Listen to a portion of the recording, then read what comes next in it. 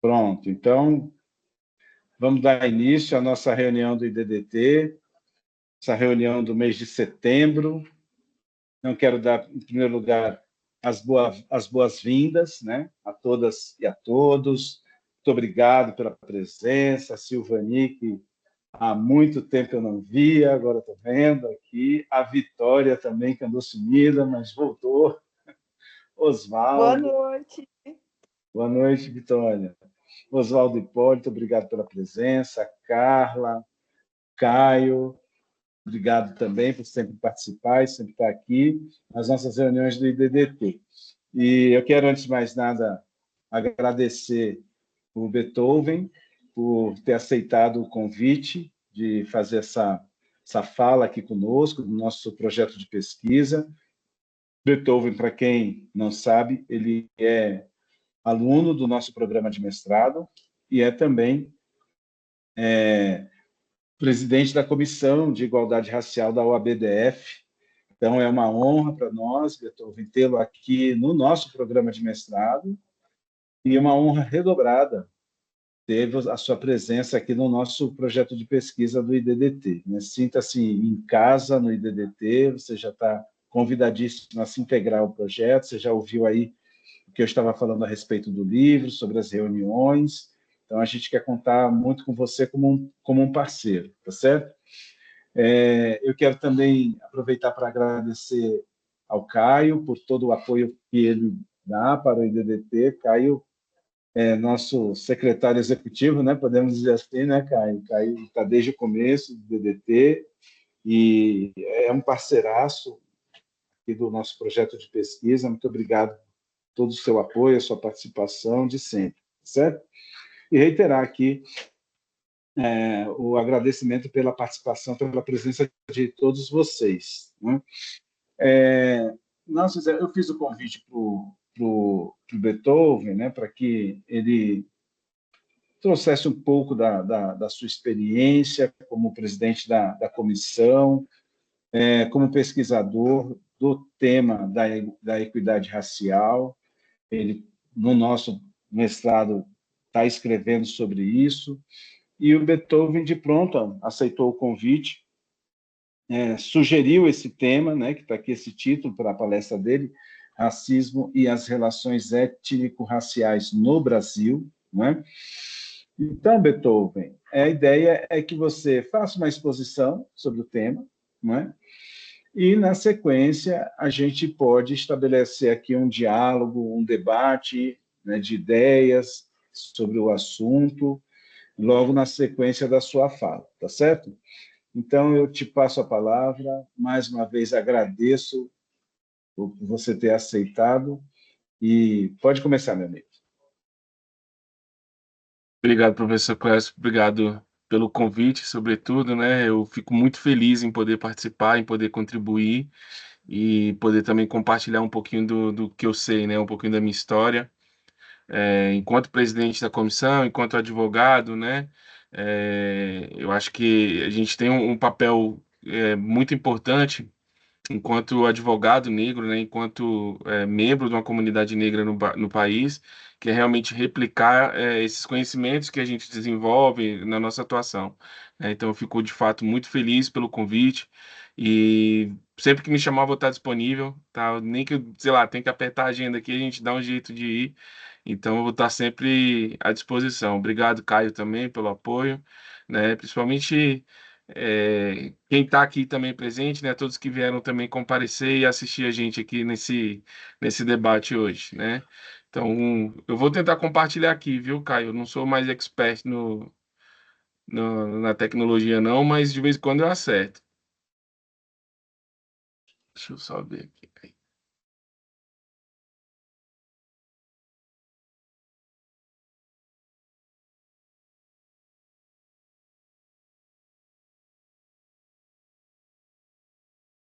Tá aparecendo alguma coisa para vocês aí? Tá, né? Então, deixa eu só ver se eu consigo. Já está sim. Já, né? Então. Cara, que slide legal, hein, Beethoven? Parabéns, hein? Obrigado, Ah, professor. bacana. Aqui, acho que eu não. Eu só não consigo colocar ele em tela cheia aqui, né? Não sei como é que faz isso aqui no PDF, mas vamos lá. Eu quis trazer um Eu acho pouquinho que tem que também. colocar, Beethoven, desculpa te interromper, é no modo apresentação. Pois é, eu não estou vendo o link. Tem É um porque ele botãozinho. está em PDF, né? Ah, é? PDF, Então, eu não sei se faz. peraí, Sabe se deixa eu faz, ver Caio? se. Tô procurando aqui, professor. Calma aqui, Hum. então, que eu já consigo aqui. Porque se tivesse em PowerPoint, ele já tem, né, o ícone que faz. PDF, não sei. Não, mas tranquilo, dava para ver, Beethoven. Toca o barco. Dava. Não se Não, mas aí preocupa, ele não. já. Deixa eu ver se ele abre aqui, que eu tenho ele salvo aqui também. Não se preocupa, não. Acho que em ferramentas tela cheia.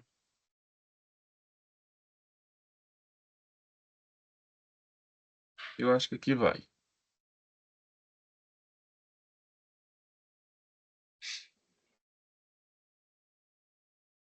Agora? Agora tá. Agora foi, Perfeito. né? Ah, Isso. então beleza. Então vamos lá. Valeu. Eu quis trazer um pouquinho sobre esse tema, né, o racismo e as relações étnico-raciais no Brasil, porque ele é um tema, além de, assim, transparecer sensível, né, mas é algo cotidiano nosso, é algo que faz parte do nosso dia a dia, né? Então, desde que eu entrei para a Comissão de Igualdade Racial, eu entrei em 2019, entrei como membro, depois virei secretário, né, e desde 2000 finalzinho ali de 2020, mais ou menos ali, que eu sou presidente da comissão. E aí a gente vem tentando, dentro da comissão, também trabalhar esse tema, né? A Vitória, a Glenda, quem é da comissão aí, sabe quanto que a gente é preocupado com as questões étnico-raciais, principalmente, e a gente trabalha esse tema também sempre que pode, dentro das escolas aqui no Distrito Federal, sempre que a gente é convidado, algum membro, né, ou o pessoal da diretoria da comissão, vai nas escolas e a gente fala um pouquinho também sobre essa questão das relações étnico-raciais, né? Por que que eu acho assim tão importante isso, né, professor Clássico? Porque muitas vezes a gente entende o racismo como aquela discriminação cotidiana no dia a dia, né? E o racismo não é isso. O racismo é algo muito maior do que a discriminação, do que o preconceito, daquilo que a gente vivencia ou daquilo que a gente vê passando na televisão, né? E muitas vezes a mídia ela tenta insistir em a gente tentar destrinchar qual é a diferença do racismo para a injúria racial. Então, eles sempre batem muito nisso, porque o nosso senso comum é de que o racismo é a própria discriminação, quando não, né? O racismo ele é algo muito maior, ele é um sistema político e... Deixa eu ver se agora aqui caiu. Aí, tô aprendendo aqui, viu, Caio? Que ele determina toda a nossa sociedade, né? Então, o Brasil, a partir do momento que ele se formata por meio de um sistema escravagista, né, um sistema econômico escravagista, né? Quando a gente fala do capitalismo, a gente já fala um pouco mais à frente. Mas antes disso também, o Brasil ele vinha se formatando, né, as relações econômicas no Brasil através de um sistema escravagista. Então, se hoje, sei lá, a gente vê que as pessoas quando elas querem demonstrar que elas têm riqueza, elas demonstram um carrão, um carro elétrico, alguma coisa. À época que se demonstrava com escravos, né? Então, aquela pessoa que tinha muito poder aquisitivo, ela comprava um escravo e ela fazia questão de passear na rua ou mostrar que realmente ela tinha essa relação de riqueza, né? Hoje é bem diferente, né? O sistema capitalista ele é bem estruturado, a sociedade ela é muito formatada entre as divisões de classe através do poder econômico, né? Só que a divisão de classe através do poder social, né? Do controle social, a gente acaba não visualizando muito. A gente visualiza, lógico, através das pesquisas IBGE ou através das pesquisas que mostram que as empresas e os cargos públicos, principalmente em órgãos de grande importância, demonstram que os negros não estão ocupando aquele espaço. E aí a gente consegue realmente identificar que tem um conflito racial, que há de fato uma questão excludente à população negra. Então, quando a gente fala de racismo, a gente vai muito além da discriminação racial, né? A Constituição ela fala em 3 pontos, né? O artigo 5º, quando ela fala que o racismo, a prática do racismo é um crime inafiançável e imprescritível, né? Ela fala no artigo 3º, quando ela fala que a Constituição ela tem como um dos fundamentos, né, combater qualquer forma de discriminação, e isso também é uma forma também de combate das desigualdades, do racismo, que isso vem também em decorrência do período de escravização de pessoas no Brasil, e ela fala também no artigo 4, quando ela fala das relações internacionais do Brasil, que ela vai promover o repúdio ao racismo de qualquer forma, né? E isso, assim, para a sociedade brasileira é muito importante a gente estudar, identificar e a gente compreender isso também dentro do sistema de educação, né? Porque isso é algo que a gente não estuda. E se a gente não compreende isso, as relações étnico-raciais elas vão continuar sendo conflituosas por mais e mais tempo aí, sem que a gente consiga de fato combater. Né? Então, tá aí no slidezinho, não sei se vocês eu acho que não precisa, né, professor Cláudio, fazer a leitura, já ficou bastante tempo, então eu vou passar para frente, tá? Mas as relações étnico-raciais é isso, né? A gente pegar um sistema anterior que a gente tinha, em que a população negra ela era uma população que ela estava exclusivamente como mão de obra forçada, né? Vem o período pós-abolição ali, que a população negra ela é inserida no sistema de marginalização. Depois vem ali 1930, vem a reforma administrativa, começa a se sustentar um sistema de meritocracia no Brasil, né? E aí a meritocracia ela desfavorecia os negros, porque os negros não estavam nos espaços, não estudavam, não tinha como ascender aos espaços de poder por meio do estudo, né? Então era um sistema também excludente da população negra, e essas relações elas vão perdurando por muito tempo, né? Se ter uma ideia, 2003 ali mais ou menos é quando se começa a estudar de fato a entrada dos negros nas universidades federais. A UNB à época tinha um estudo que eram 3, 4% dos alunos negros, isso em 2003, 2004, né? E aí vem a lei também, a época da lei 10.639, determinando o estudo da população negra, o estudo da África, da africanidade nas escolas, né? Mais à frente eu vou falar um pouquinho melhor sobre isso. Mas entender as relações étnico-raciais, o conflito que ela decorre do racismo, é importante também por conta disso, né? Porque a partir do momento que eu entendo que existe um conflito étnico-racial e que o racismo faz com que as pessoas não negras, né, as pessoas não negras, não indígenas, né, as pessoas brancas, elas usufruem de um privilégio que veio decorrente dessa época da escravização das pessoas ainda, que ainda faz com que grande parte dos espaços de poder sejam ocupados por pessoas brancas. Então, isso é um privilégio hereditário, né? É um privilégio que, se a pessoa não reconhecer que ela tem esse privilégio, ela vai continuar conflitando na relação étnico-racial, falando, olha, o racismo não existe. Né? Eu acho que isso é inversão das cabeças, os negros são mais preconceituosos, mais racistas do que os próprios brancos, porque eles que falam disso, e o branco não fala disso, né? Então tem muito conflito também nessa parte. Tá? Então, o conflito étnico-racial é muito disso, é a gente entender que o privilégio branco hoje decorre de um sistema de escravização. Tá? E aí eu até poderia falar, olha, como eu sempre falo, né? Hoje, a pessoa branca hoje, ela não tem culpa pelo racismo, ela não tem culpa pelo sistema de escravização que ocorreu no passado. Isso, ela de fato, ela não tem culpa, mas ela é herdeira disso. Então, que ela também não pode ser é signatária. Então, a partir do momento que uma pessoa branca entende que esse passado para ela, de alguma forma, foi um privilégio e ela vai tentar manter esse privilégio de alguma forma, aí sim, ela passa também a ser culpada e também a compactuar também com esse sistema excludente, né, também de marginalização, de continuidade de marginalização das pessoas negras. Tem que ser no botãozinho aqui. Né? Então, assim, o próprio conceito de raça também ele é um conceito social, ele não é um conceito biológico. Né? No Brasil, a gente teve a Constituição de 1834, que ela, perdão, 1934, que ela determinava o estudo da teoria eugenista, né? E eu sempre brinco, professor Cléus, que a gente teve muito mais próximo do nazismo do que do comunismo. Né? Eu acho que a gente nunca se aproximou tanto do comunismo que as pessoas combatem desde 60 ali, mais ou menos, quanto a gente teve do nazismo em 1934. Porque a Constituição brasileira determinou o estudo da teoria eugenista. E a teoria eugenista ela é a divisão por raça pelo conceito biológico. Né? E esse conceito de raça ele é um conceito puramente social. Havia essa necessidade de diferenciar e aí começa a se botar características e marcas fenótipicas nas pessoas, nos grupos raciais, para identificar e diferenciar. Né? Então, quando a gente fala, por exemplo, da comunidade branca, né, a gente fala de uma ausência de elementos de raça. Porque o negro ele tem as características, é o cabelo crespo, é o nariz, é a boca, né? Sempre vai ter essa característica. O indígena, né? O olho, o cabelo, o tom de pele, né? Os asiáticos, tom de pele, o olho, sempre vai ter. A pessoa branca não, ela tem essa ausência de uma característica que a define enquanto raça, né? Sueli Carneiro também fala sobre isso. E algumas outras também pessoas, alguns outros também estudiosos também no Brasil falam também sobre essa ausência do elemento de raça para a identificação da pessoa branca, né? Então, como o negro, o indígena, qualquer outro grupo étnico-racial, ele consegue ser identificado até pelas características culturais e pelas características históricas, né, daquele grupo em si. É interessante assim a gente olhar aqui no Brasil também, além da raça negra, branco, aquele conceito que a gente tem do IBGE, né, o indígena, o branco, o negro, aí o negro vem, né, o preto, o pardo, e os amarelos, né, considerados asiáticos, entre outros grupos também.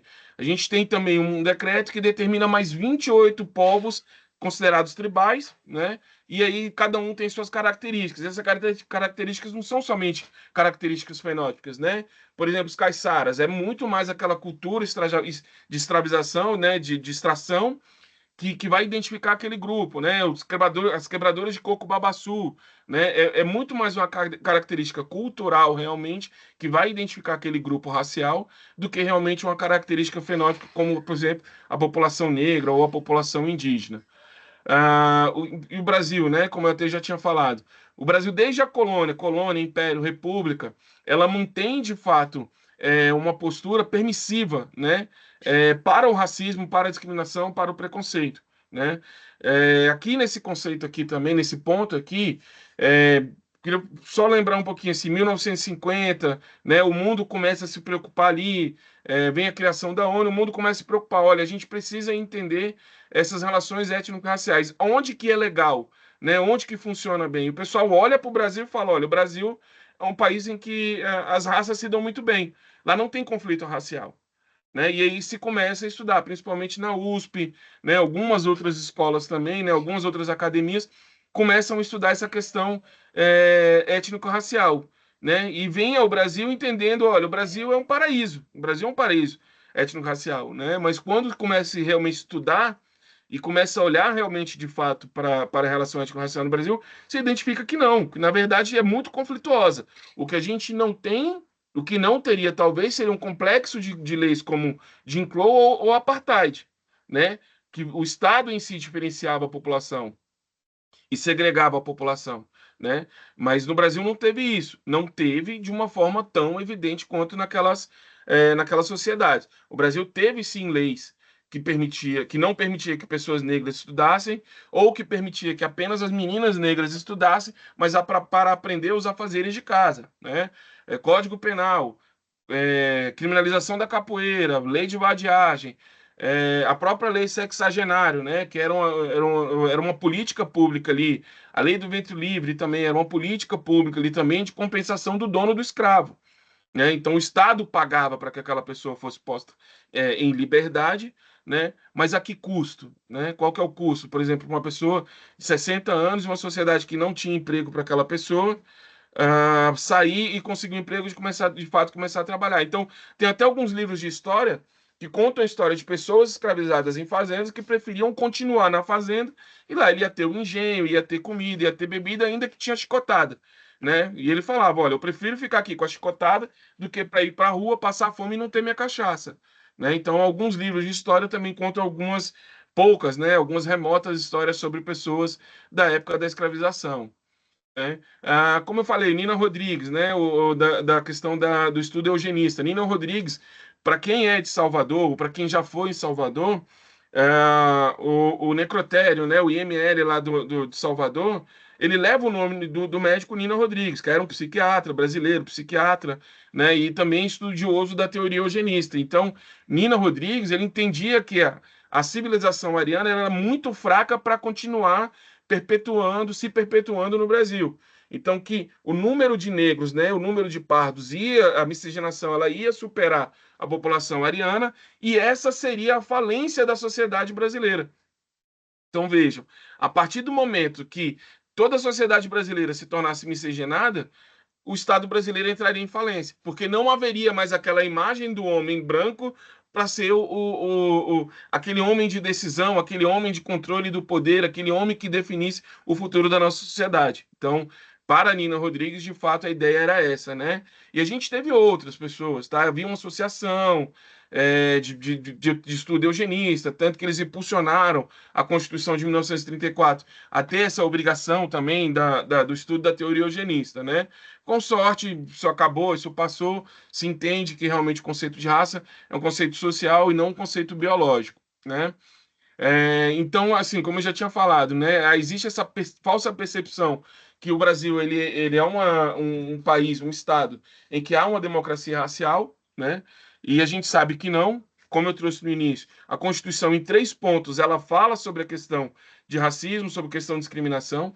Isso, a Constituição, como uma carta política, né, o Constituinte, ele demonstrou uma preocupação com o conflito racial. Isso é muito evidente quando a gente vê esses 3 pontos da Constituição, né? Não é algo que a gente possa realmente falar, olha, é algo pontual, né? O racismo ele é individualizado no Brasil, não, ele é estrutural. E ele é tão estrutural que se não houvesse participação do Estado, do próprio Estado, talvez a gente não falaria de racismo no Brasil. A gente poderia falar da discriminação da raça, do preconceito, alguma coisa. Mas o Estado brasileiro em si, ele fez parte disso, né? Tanto que a gente tem estatutos de igualdade racial, a Lei 10.639, né? A 11.643, se eu não me engano, fugiu aqui, professor Cláudio, desculpa, mas é que complementa a Lei 10.639, que fala que inclui o estudo dos povos indígenas, né, dos povos originários, também no conceito de política pública para o estudo das diretrizes básicas da educação brasileira, né? E é interessante que assim, a Lei 10.639 ela fala na formação de base. E aí o MEC entende também, ainda em 2004, com a resolução, que esse estudo, que esse avanço da teoria, perdão, do estudo da África, da africanidade e da população negra, ela deveria ascender também ao estudo superior. E a gente quase não vê isso, né? É muito pouco, são poucos cursos que realmente adentram de fato a questão racial, a questão de discriminação, né, estudo da África, da africanidade, ainda que seja às vezes um curso de história, de antropologia, ele acaba entrando muito pouco de fato como deve entrar. O curso de direito, eu não sei se na Católica já adotou esse também, né, professor? Mas eu lembro que assim, na minha formação não estudei, né? Quando falou do racismo, do artigo 5º, na aula de direito constitucional, quando falou da questão do racismo, falou, olha, o racismo realmente ela é uma peste, é algo que a gente deve combater, porque o racismo é idiotice. Pronto, morreu ali, não adentramos, não falamos mais sobre isso. No código, no estudo de direito penal, não se falou também, muito pouco ali, quando falava ainda do artigo 140, parágrafo 3º, que falava da injúria racial, falava muito mais como injúria do que como um comportamento decorrente do racismo, né? Então, o conflito no Brasil realmente é esse. Não existe democracia racial. A gente é uma sociedade muito conflituosa, sobretudo quando há a participação do Estado, né? E eu falo força de segurança, as forças de saúde também, existe muito conflito, principalmente a mulher negra, ela sofre uma incidência muito maior de sofrer uma violência obstétrica do que uma mulher não negra, né? É, Quando você busca, por exemplo, os povos de matriz africana dentro do Distrito Federal, quando vai buscar uma regularização para terreiro, não consegue quando debate com o GDF. É muito mais fácil para as religiões que não são de matriz africana conseguir uma autorização, conseguir uma regulação do que para quem é de matriz africana, né? Tem esse preconceito dentro, esse preconceito não, esse racismo dentro das próprias secretarias, o processo não anda, né? Há históricos, né, Vitória, que de processo até que some, né? A pessoa entra, o terreiro vai lá, dá entrada no processo, de repente o processo some e não sabe mais onde está. E esse é um comportamento discriminatório que decorre de fato do racismo. A legislação, como eu falei, né, o decreto 1854, Código Penal, é, criminalizava, não, perdão, que não, o decreto 1331, ainda da época de Império também, proibia o estudo da pessoa negra, da pessoa escravizada. A condição de escravo não podia ir para a escola. Ah, negros não podiam estudar também, decreto também. O artigo 303 do decreto 847, já Código Penal. Lei de vadiagem, Também Código Penal, Lei do Vadio Capoeira, criminalização da capoeira, Constituição de 34, artigo 138, como União, Estados, municípios, estimular a educação eugênica. Ah, a Lei 11.343. A Lei 11.343 é a Lei de Drogas, né, do Brasil.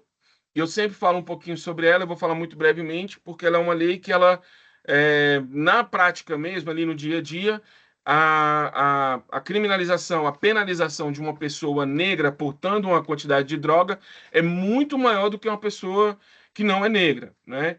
Tanto que eu participei, junto com outros membros da comissão, junto à Educafro, né, como Amicus Curiae, na tese do perfilamento racial. Então, a tese que dá origem, né, o caso que dá origem é um caso de São Paulo.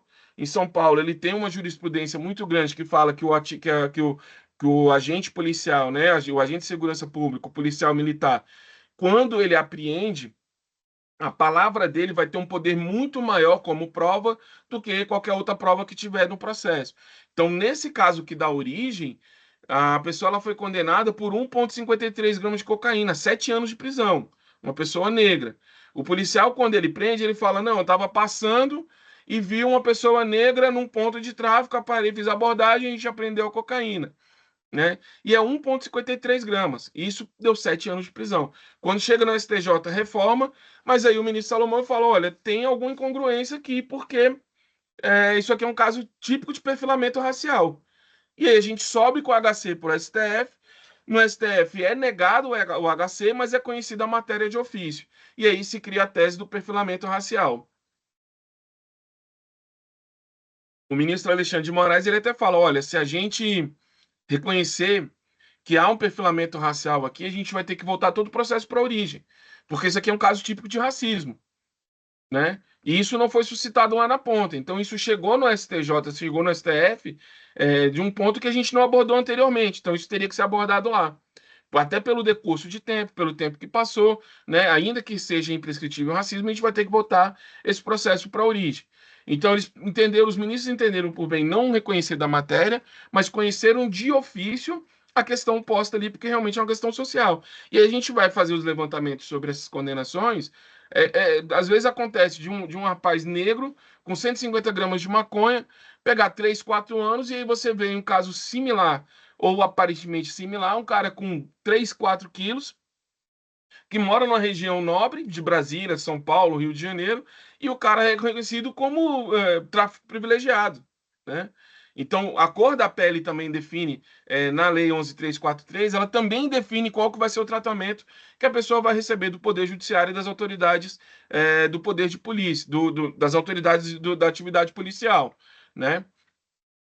Ah, políticas públicas, aí em 10.000, a Lei 10.639, né, de 2003, foi, acho que, se eu não me engano, foi a primeira lei sancionada quando do primeiro governo Lula.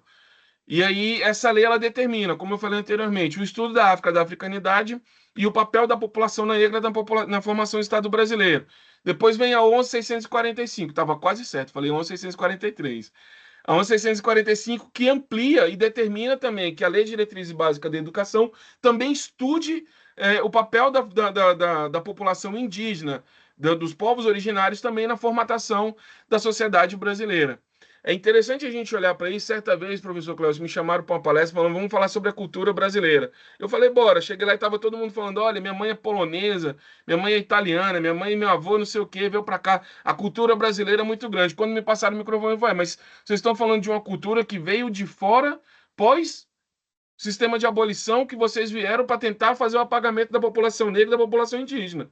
Vamos falar sobre a nossa formação, vamos falar sobre a nossa língua. A nossa língua, né? Lélia Gonzalez falava: a gente fala um português, né? O Brasil, a linguagem brasileira é linguagem muito mais indígena e negra do que, de fato, uma linguagem europeia. Ainda que a gente tenha dentro de alguns espaços aquela linguagem mais pomposa, né? Mais rebuscada, mas a linguagem cotidiana do povo brasileiro é uma linguagem preta, é uma linguagem indígena.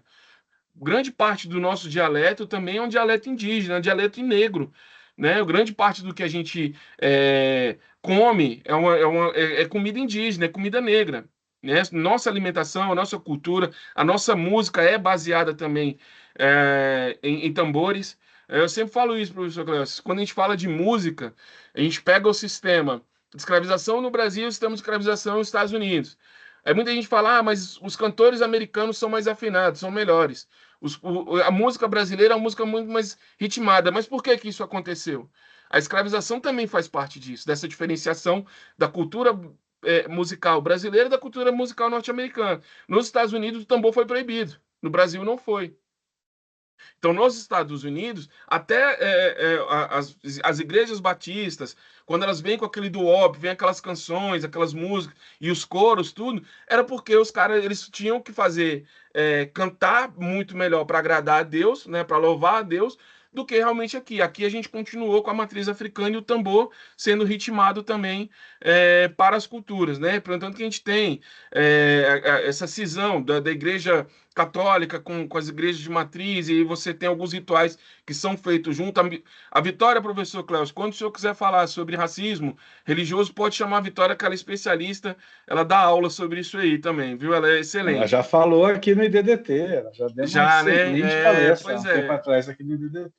Ela é excelente nisso aí, mas até isso também faz parte da gente, assim, né? O racismo, quanto que o racismo, quanto que ali, a discriminação sobre a cultura americana, sobre a cultura negra no Brasil foi de uma forma, e sobre a cultura negra nos Estados Unidos, no Caribe, em outros países também, onde se transportou negros também via aquela massa ali, já era um sistema, né? A gente pode falar isso, assim, a quantidade de pessoas que foram colocadas dentro de navio e tiradas da sua terra, da sua terra natal, a força, a quantidade que dava para entender que era um sistema de industrialização realmente, né, da escravização de pessoas. Ainda que no mundo sempre houve, né, a escravização, nunca houve dessa forma como uma forma praticamente industrial. Né, de se criar uma mão de obra forçada por meio do transporte forçado das pessoas. Eu vou tentar correr aqui, professor, para a gente abrir para debate. Como eu falei, essa resolução é do MEC de 2004 ainda. E olha só o que ela fala sobre a questão étnico-racial. Então, as diretrizes curriculares nacionais é aquele abarca os dois conceitos, tá? Tanto a formação de base quanto a formação superior. As relações para estudo da história e da cultura da cultura afro-brasileira africana constitui de orientação, princípios, fundamentos para o planejamento, execução e avaliação da educação e tem por meta promover a educação de cidadãos atuantes conscientes no seio da sociedade multicultural e pluriétnica do Brasil. Então, olha o que como é que fala. A gente não é baseado em um conceito só. Né? Ainda que majoritariamente a gente tenha como dominância uma cultura totalmente eurocentrada, a nossa religião é uma religião eurocentrada, né? A nossa política é uma política eurocentrada, praticamente tudo que demanda poder, ele é eurocentrado. Mas não, a gente é multicultural e pluriétnico. Isso é o que o MEC fala sobre a sociedade brasileira. Aí no parágrafo 1º, as relações étnico-raciais têm por objetivo a divulgação e a produção de conhecimento, bem como atitudes, posturas e valores que eduquem cidadãos quanto à pluralidade étnico-racial, tornando-os capazes de interagir e negociar objetivos comuns que garantam a todos respeito, né, aos direitos legais, a valorização e identidade na busca de consolidação da democracia brasileira. Então a gente volta lá para o artigo 4º e artigo 3º da Constituição. Né? A gente, né, enquanto sociedade, a gente vai ter que combater de todas as formas de discriminação. E ainda que em qualquer relação internacional, qualquer relação também nacional que a gente tem que fomentar de todas as formas qualquer tipo de coibir, de todas as formas, qualquer tipo de discriminação. Né? E aí vem, de fato, o artigo 5º e complementa. Olha, o racismo. O Estado brasileiro, o racismo, ele é um crime inafiançável e imprescritível. Sua prática é um crime inafiançável e imprescritível. Né? E aí eu só vou fazer um paralelozinho aqui, doutor, professor, para a gente terminar, sobre a Lei 7.716, né? A Constituição, quando ela fala que a prática do racismo é um crime inafiançável e imprescritível, ela simplesmente colocou ali, olha, é inafiançável e imprescritível o racismo. O racismo, ele é um sistema político e ele é indefinido pela Constituição e indefinido na legislação brasileira. O conceito a gente vai buscar lá na legislação internacional, tá? A ONU quem vai falar o que é racismo. E ela coloca ainda o racismo como um sistema político de dominação do poder econômico, social econômico, social e político, né, de um grupo majoritário sobre os grupos minoritários. Só que o conceito de racismo ele não pode ser um conceito fixo ou estático, porque a sociedade também ela não é fixa e estática. A sociedade ela vai se mudando, ela vai se moldando conforme o tempo. Então, por isso que o conceito de racismo ele nunca vai ser um conceito estático. O que é racismo hoje, em 2024, poderia ser diferente em 1824, por exemplo, em 1624. Né? As sociedades foram se mudando, foram se moldando, então esses conceitos vão ser sempre diferentes. Pode ser que, sei lá, em 2100 o conceito de racismo seja totalmente diferente. Né? Talvez aquela ideia que Nina Rodrigues tinha de falha de uma sociedade, ela se conclua com a miscigenação total da sociedade brasileira, e o racismo ele já também não seja tão aparente, né? Porque as pessoas miscigenadas vão passar a ocupar obrigatoriamente os espaços de poder. Então, nesse conceito aí também o racismo ele vai acabar se moldando. Então, a Lei 7.716, em 2023, ela foi atualizada. O crime de racismo, né, a prática do racismo ou da injúria racial, ela está toda composta dentro da Lei 7.716. Antes da 14.523 de 2023, né, em janeiro de 2023, a injúria racial, ele não era tratado como racismo, ele estava dentro do Código Penal, artigo 140, parágrafo 3º, era prescritível, né, tinha aquela prazo de decadência ali 6 meses, não apresentando a representação, não fazendo a representação em 6 meses, decaía o direito de representar. Tinha um HC de 2021 no STF que falou, olha, a injúria racial, ela é tipicamente um crime de racismo. Então, não se pode ter mais esse conflito. Sempre que tiver uma injúria racial, conforme o comando constitucional, não pode haver o prazo prescricional de 6 meses. Ela pode ser representada a qualquer tempo e vai ser inafiançável e prescritível.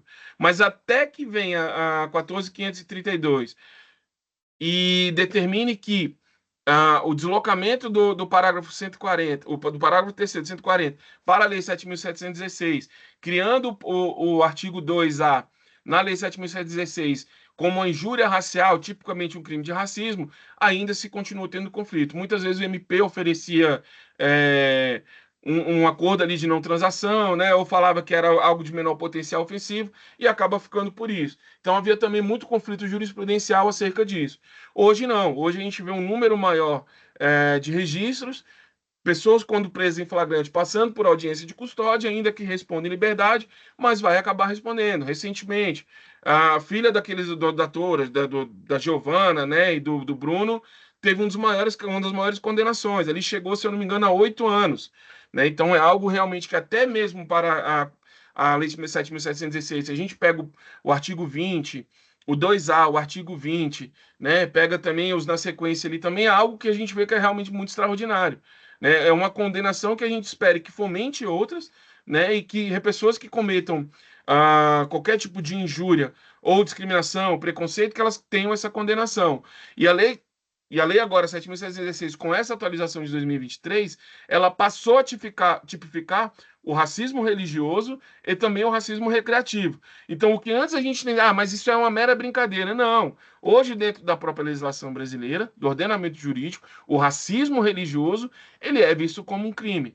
Está lá como discriminação, como injúria, você cometer. Mas é tipicamente um crime de racismo. Então, vai haver uma condenação. E uma novidade também, que é aquele efeito manada. Como a gente viu, o jogo do Grêmio, alguns outros jogos, Corinthians, em que uma pessoa cometia e várias outras ao redor começavam a cometer, chamando o jogador de macaco, dentre outras ofensas. Então, hoje, a legislação também prevê que essas pessoas colaterais, elas vão ser condenadas em conjunto. Né? Então, não tem mais aquilo que a gente considerava que era brando ou que não tinha qualquer efeito para a legislação. Hoje, a legislação brasileira ela é atualizada, ela é uma legislação tão forte que, para atuação dentro do poder de justiça, né, dentro de um processo judicial, a atuação tal qual ocorre na Lei Maria da Penha, o crime racial ele vai ser obrigatoriamente a vítima acompanhada por um advogado. Né? Então, isso é um conceito que veio também dessa novidade que tinha na Lei Maria da Penha e vem também para a lei de combate à discriminação e preconceito no Brasil. Tá? Então, acho que esse era o último slide. E é isso, esse é o último slide. Né? E eu sempre termino com essa frase: educar é preciso. Porque se a gente não educa as nossas formações de base, e se a gente não educa o profissional do futuro, né? E aí eu também não gosto. Eu acho que o senhor também não, né, professor Clécio, de falar o operador do direito, né? Eu não gosto muito de falar o operador do direito, porque fica parecendo que ele está manipulando o direito, quando na verdade a gente não pode manipular o direito, a gente tem que aplicar o direito a cada caso, conforme vem e conforme as pessoas. Porque quando eu falo operador de direito, parece que eu estou tirando de dentro do processo o fator principal, que é o fator humano, né? E educar, de fato, é algo tão humano que se a gente não educar as nossas formações, a gente não educa a base, a gente não educa as nossas crianças, a gente não educa o futuro profissional do direito para uma relação étnico-racial, o conflito ainda vai continuar ocorrendo. E o problema do conflito étnico-racial dentro de um processo judicial é que ele vai ser injusto ao indivíduo negro, à pessoa negra. Né? Então a gente tem que, de fato, reconhecer isso. Não é ser sensível, mas é ser realmente técnico, realmente prático, para que o processo ele seja justo para ambos os lados. Então, é minha contribuição, eu fico à disposição e de antemão, professor, estou aberto sempre que quiserem me chamar, eu vou estar disponível. Excelente, excelente. Obrigado, Beethoven, obrigado pela palestra, né, pela aula, né, que você deu aqui. Parabéns, muito boa, né, com muita informação, especialmente toda uma construção histórica, né, que você fez e coroou aí com esse final que eu adorei, né?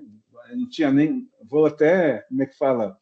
Vou até, com a licença, obviamente, do autor, né, usar a sua expressão aí, né, que realmente o operador do direito tira a humanidade do direito, né, tira a pessoa, né, do centro do direito. Muito bacana, parabéns, adorei, viu? Muito bom, parabéns. Bem, então acho que o debate está aberto para a gente explorar um pouquinho Beethoven. Eu queria até, Beethoven, já aproveitar que eu estou com a palavra, daqui a pouco já passar para os demais, né? Para querer que você explore um pouquinho o seguinte aspecto. Bem, você fez toda uma construção histórica, né, em torno do conceito de racismo, né? Essa questão que foi muito grave, né, no Brasil, com a Constituição de 1934, né, toda uma teoria eugenista, né, de divisão racial, que se baseia numa ideia de racismo científico que vinha desde o século XIX, né? Isso realmente esteve aqui no Brasil e se tentava até dar realmente um cunho teórico para isso, né? Muitos teóricos da época escreveram a respeito disso e acabou isso influenciando no direito, né? E você falou uma coisa que eu achei bastante interessante, né, que racismo é um conceito dinâmico. Então, no começo do século XX, ele tinha uma certa conotação, certamente depois da segunda metade do século XX, outra. Né? Hoje, no século XXI, tem outras percepções, né, de racismo, e eu acho que isso é uma coisa muito pertinente aí que você disse.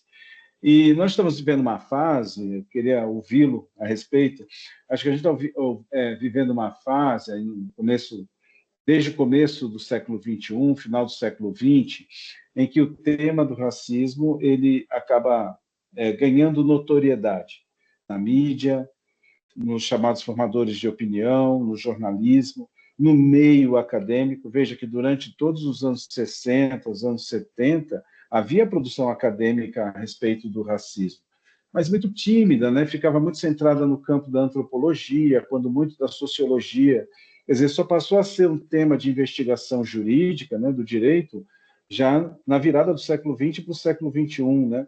E depois ganhou, né, toda uma notoriedade, veio a discussão em torno do racismo estrutural. Mas, veja, o debate está aí, né, o debate está acontecendo. Aqui no DDT, quantas vezes nós já nos reunimos para discutir esse assunto? Né? O que eu queria saber de você é o seguinte, como é que você vê a virada, né, do debate para a ação? Sabe? Porque ainda a gente percebe que, embora o debate tenha crescido bastante, está efervescente, mas em termos de ação, ela ainda é muito tímida. Né? E eu quero agora até já aproximar e fazer um recorte na nossa área do direito. E aí até aproveitar para ouvir você sobre a sua experiência como presidente da Comissão de Igualdade Racial da OAB. Né? Quer dizer, quantos advogados negros nós temos hoje em funções de liderança, né? Seja no magistério, seja na advocacia, né? Como é que esse mercado de trabalho para um jovem advogado ou advogada negra, né? Eles estão ocupando os espaços de poder, seja na iniciativa privada, seja no serviço público, né? O que está faltando para se fazer essa virada? Precisamos de mais leis, precisamos de mais discussão. O que na sua opinião, é necessário para que a gente parta do campo do debate, da discussão mais no campo teórico, para a ação, ver acontecer o que está sendo debatido na academia e nos demais foros midiáticos. O que você acha aí, né? Professor, eu penso sempre na questão da manifestação política, né? Eu sempre falo assim, olha, o negro quando ele se posiciona como negro, ou que ele resolve, né, algum momento que ele descobre ali que eu vou me tornar negro, ele já inicia uma manifestação política, né? Então, essa manifestação política, ela deve ser sentida também pela sociedade. A OAB, quando isso começa em 2020, ali mais ou menos, a gente faz esse debate, e aí ela coloca implementando a cota de 30% para os cargos eletivos da própria OAB. Então, hoje, né, a OAB, em todo o âmbito nacional, 30% dos cargos eletivos devem ser ocupados por pessoas negras. E isso foi a gente falando para a sociedade, olha, a gente tem que reconhecer isso e todo mundo vai ter que começar a fazer. Outros organismos também começaram a pensar sobre isso. O CNJ também já tem um estudo também muito técnico também sobre isso, né? E entende também que a quantidade de pessoas negras, né, ocupando as vagas para juiz também é muito pouco. O Ministério Público também já reconhece isso. Então, essa manifestação das instituições, ela é extremamente importante para que a sociedade também comece a compreender. A gente tem uma emenda constitucional que determina, né, que parte do fundo partidário ali tem que ir para pessoas, para candidaturas negras. Qual que é o maior conflito disso tudo? Quando se chega ao partido, pessoas que não são negras começaram a se declarar como pardas, né? E essas pessoas tiveram um grande volume de voto também. Então, é o que eu falei no início, anteriormente, né? Enquanto a sociedade não reconhecer quem é negro, quem precisa, qual que é a participação do negro, a importância do negro, a gente não muda esse cenário, né? Então, combater de fato isso é virar para algumas pessoas que estão com espaço de poder ocupados e falar: olha, você tem os privilégios hoje, o seu privilégio é hierárquico, a gente tem várias pessoas que precisam também ocupar esse espaço, e você, infelizmente, vai ter que reconhecer que você está aqui por privilégio, e você vai ter que começar a ceder isso também. Então, toda essa manifestação. Para se mudar esse cenário, né, ela tem que partir de fato da sociedade, mas as pessoas também têm que começar a se identificar. Olha, eu preciso entender que eu não estou aqui porque eu herdei, né? Eu não estou aqui porque esse espaço aqui é meu por direito, né? E pessoas negras, elas vão ter que ocupar também esse espaço. Então, o problema que a gente tem é porque quando se fala em cota, quando se fala em ocupar espaços que são decisórios, algumas pessoas não querem simplesmente abrir mão, digamos assim, né? Porque na cabeça delas é isso. Eu vou abrir mão para que uma pessoa negra ocupe. E não é isso, né? Reconhecer que a pessoa negra ela tem essa capacidade, que ela pode disputar da mesma forma, com a mesma qualidade técnica, com a mesma capacidade, que uma pessoa que já está ali ocupando já, às vezes, muito tempo, né? A gente vê, principalmente, sei lá, quantos deputados estão aí há 20, 30 anos, né? E o cara continua indo e voltando, e candidaturas negras não deslancham, né? E isso, assim, é uma manifestação que a sociedade faz sem qualquer conhecimento, né? Ela acaba entendendo. Assim, toda vez que tem eleição, toda vez que tem alguma coisa, a gente vê a pessoa, mas eu não vou votar na pessoa porque eu não conheço essa pessoa negra que tá ali, eu não sei quem é.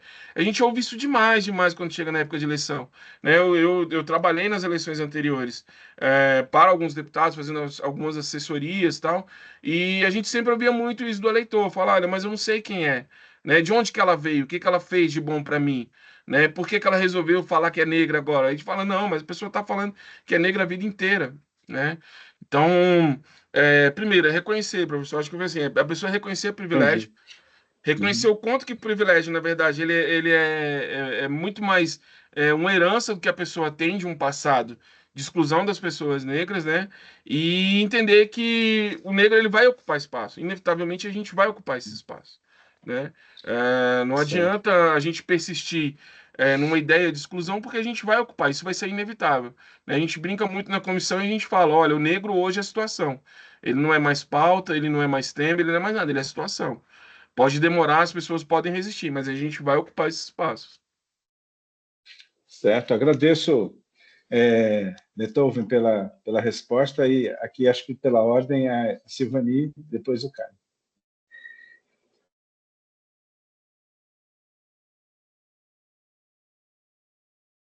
Acho que tem que habilitar o fone aí, Silvani. Boa tarde, colegas. Opa, que tema sensível, né, Beethoven, professor Cleucio, Caio. A gente está reunido, debatendo sobre uma questão que aflige a todos nós há anos e que a gente vem percebendo que a moldura constitucional vem sofrendo uma evolução como fruto mesmo das lutas de cada um desses segmentos e dessas minorias. Eu penso que o estágio atual que a gente alcançou, ainda que a gente encontre nesse panorama feito pelo Beethoven em relação a esse plano normativo, esse perfilamento racial e a própria questão da norma, como a norma tratou de forma diferenciada essa questão do que é a vadiagem, e como esses conceitos precisam ser revistos, porque na própria essência da norma me parece muito presente esse preconceito no trato a determinadas condutas. E se não fosse, né, Beethoven, essa luta, será que essa sociedade, que o poder normatizador teria, de forma espontânea e voluntária, alterado esses normativos? Me parece que não, né? Quando a gente vê o final do ano passado, o CNJ está trabalhando uma equidade de gênero, numa interseccionalidade racial, cultural, étnica, ela não nasceu de um fruto de uma sensibilidade pessoal, espontânea daquele ambiente. Eu penso que ela é o fruto dessas lutas e da perseverança para a gente vencer essas desigualdades. Nós temos agora, nesse ano eleitoral, e o Beethoven colocou aí muito bem, a questão do acesso às minorias, oportunidades, às candidaturas.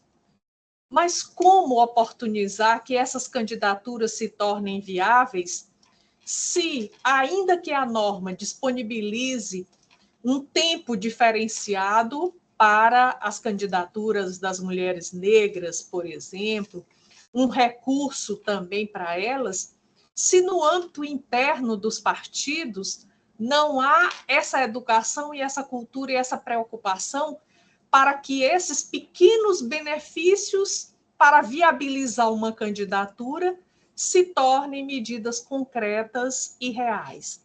Então, eu penso que alguns degraus foram alcançados, avançou-se, mas ainda se tem muito, muito mesmo, para se tornar viável essas oportunidades, pelo menos no plano do poder político eleitoral, para se ter esse acesso. Porque o acesso aos outros poderes, que também eu diria político, o judiciário, esse depende de nós, com o estudo, com a capacitação para vencer um concurso e galgar esse espaço.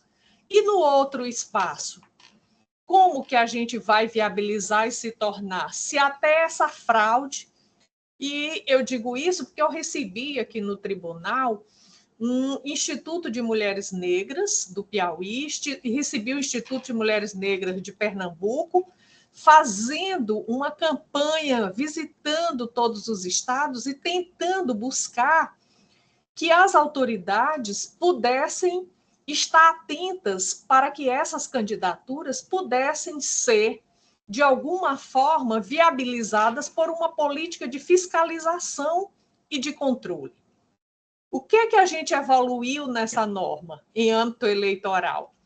Apenas o aspecto de se verificar a fraude nessas declarações de etnia, raça, mas apenas verificar a fraude, resolver a questão com base nos dados que já se dispõe de uma candidatura anterior e encaminhar ao Ministério Público para que o Ministério Público tome as providências em relação ao crime de falsidade ideológica e outros aspectos criminais.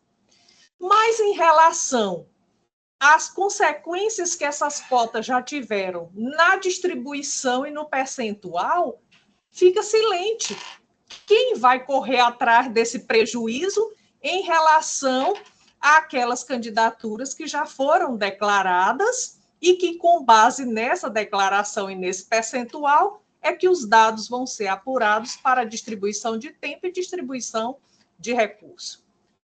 Nesse ponto, fica silente quem vai correr atrás. Se não for a própria candidata ou o próprio candidato negro, até que uma ação penal venha a ser proposta, julgada, já passou a eleição, os efeitos, os danos já foram alcançados.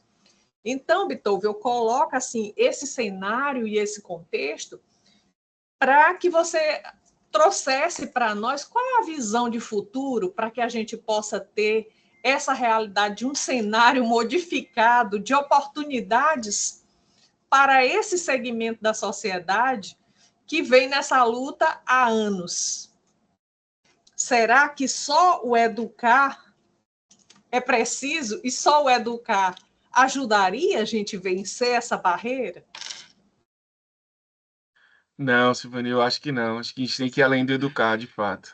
Além do educar, a gente tem que formar também, né? Quando a gente pensa nas candidaturas negras, grande parte dos candidatos negros são líderes, né? Líderes comunitários, líderes religiosos, de alguma forma são líderes. Eles fazem parte de um grupo e alguém está lá falando, olha, eu acho que você tem que se candidatar, você tem que ir, você tem que ter essa vontade e tal. E até para que a gente também tenha coragem, né? Eu sempre falo assim, você, enquanto uma pessoa negra, num país que você sabe que todo mundo te odeia, né? Você sabe que a polícia, se você quiser saber quem é negão, é só perguntar para a polícia vai te falar quem é negão, né? Então, que todo mundo odeia, até para você criar essa coragem de botar a sua cara para concorrer a um pleito, né? Você realmente precisa do incentivo dos seus pares, né? São seus irmãos, seus amigos ali, aquelas pessoas que estão ao redor que vão te influenciar. E o que a gente vê de muito prejuízo enquanto a isso? A gente não tem a formação desses líderes. Não tem formação de líder comunitário. Por exemplo, uma mulher negra, uma líder comunitária ali no seu bairro, se ela quiser concorrer, como que ela vai concorrer, né? Se ela tem um filho, se ela tem a filha, se ela tem que cuidar da família dela, como que ela vai concorrer? O fundo partidário vai permitir, o fundo eleitoral vai permitir que ela pague uma babá, que ela faça alguma coisa, ou vai vir um homem e vai falar, olha, ela está usando para gastar a campanha dela com a família dela, né? Então, certamente teria essa denúncia. Se a gente já tem um pleito em curso, né? Como você bem colocou, e existe uma fraude ali, de fato, né? Se a candidatura, se ela não tiver esse interesse. E aí, o que acontece também? Muitas vezes as candidaturas, elas acabam não tendo um apoio jurídico necessário, né? E dentro desse apoio jurídico, muitas vezes ela vai ser incentivada também a não fazer isso, porque dentro do próprio partido também há essa fraude. Né? Então, essa fraude vem interna do partido. Então, acaba não tendo esse incentivo. Mas eu vejo que é isso. Enquanto a gente não formar líderes capazes realmente a confrontar, a debater, né, e a ocupar esse espaço de uma forma em que até mesmo a própria fraude do partido não consiga superar esse poder que eu falo assim, essa capacidade que essa pessoa tem de mostrar que ela vai ser realmente um bom deputado, um bom agente público, né? Infelizmente a gente vai continuar. E a gente tem muito disso. O racismo desestimula a gente. Né? O medo de como você vai ser recebido publicamente desestimula a gente. Então, a formação ela vai muito além da educação. Ela passa também por um processo psicológico de restauração da dignidade daquela pessoa, para que ela tenha realmente essa condição de concorrer e de concorrer de uma forma realmente condizente, assim, possa realmente chegar lá e falar, olha, é isso aqui que eu vou fazer por você, isso aqui é a minha verdade, né? Então ela precisa, antes de tudo, passar por diversos processos, até mesmo começar a acreditar em si próprio, né? Eu vejo muito candidato negro que tem desconfiança por si próprio, porque é algo que é implementado na gente, né? É uma ideia que é implementada na gente desde que a gente nasce, né? O Djonga, o rapper Djonga, ele tem uma frase que ele fala que desde que a gente está no pré, as pessoas têm conceito sempre sobre a gente, né? E isso acompanha a gente a nossa vida inteira. Então, vai muito além, de fato, Silvani, vai muito além de só educar. A gente tem que fomentar, a gente tem que incentivar, a gente tem que formar, né? E, sobretudo, a gente tem que acreditar em nós mesmos. A população negra, ela tem que começar a acreditar nela própria. Só complementando, Beethoven, eu acho até que se não formos nós mesmos, os negros, lutando por si, a gente não pode esperar que o outro segmento, ou aquele que já está na sua zona de conforto, na sua estabilidade, que ele venha a fazê-lo. E eu digo isso porque, às vezes, quando eu vejo as desigualdades nos meus ambientes, nos meus espaços de trabalho, em que eu posso perceber e trazer uma contribuição, eu sempre faço isso, e vejo que há muita resistência. E às vezes até sou criticada dizendo assim, você não tem que tutelar nada não, quem quiser que vá atrás. Eu disse, mas eu estou vendo onde está aqui o desrespeito, não basta eu colocar na norma se eu não viabilizar a efetivação desse direito àquela outra pessoa. Então você vê, por exemplo, na distribuição do tempo, do espaço político na propaganda, o espaço reservado às pessoas negras, sequer o sistema de distribuição observou esse percentual que deveria ter sido feito. E aí eu fui fazer aqui, com a nossa equipe de TI, uma distribuição manual para eu poder, pelo menos, entregar ao partido e dizer, você pode até não destinar esse tempo, mas ele está aí calculado e reservado. E entrego para os institutos negros, vá atrás. É 1 minuto, é 1 segundo, é 30 segundos, mas é um tempo que é seu. Brigue no partido e vá atrás. Então, veja que não há uma preocupação do próprio partido, que isso aí é um trabalho que ele deveria fazer internamente para viabilizar essas pequenas conquistas, que elas se tornem efetivas. Mas não há essa sensibilização e nem sequer essa preocupação. E aí é o que você está dizendo, o próprio indivíduo se sente impotente, desacreditado, e às vezes ele deixa e abre mão, deixa esse 30 segundos para lá. E esse 30 segundos faz diferença, porque é dele, ele tinha que ocupar aquele espaço, né? Mas é isso, a gente tem que estar junto e lutar para que esse cenário vá se modificando aos poucos, né? Quem diria que um dia o judiciário chegaria a editar uma norma estabelecendo essa paridade de gênero, a equidade racial, etnia e cultural, né? Quem imaginaria?